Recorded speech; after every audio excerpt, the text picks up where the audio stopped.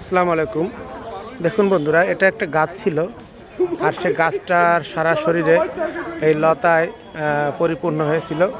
তো গাছটা এই লতাটাকে সযত্নে তার শরীরে উঠে বাসা বাঁধতে সহায়তা করেছিল, আর যে কারণে আস্তে আস্তে সে লতাটা গাছটাকেই মুড়ে ফেললো, আর গাছটা আজকে মৃত্যুর পথযাত্রী।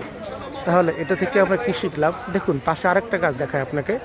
ওই দেখুন, ঠিক সেমভাবে আরেকটি গাছ আছে, যে গাছটি সেরকম লতাকে সযত্নে গাছের উপরে উঠতে দিছিল, যে কারণে এই দুটো গাছই আজকে মৃত্যুর পথে ঢলে পড়েছে।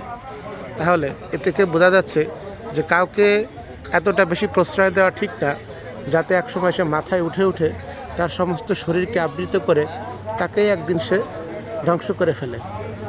তো এটাই আসলে প্রকৃতি আমাদের শিক্ষা দেয় এই সাবধান হওয়ার জন্য। সবাইকে ধন্যবাদ।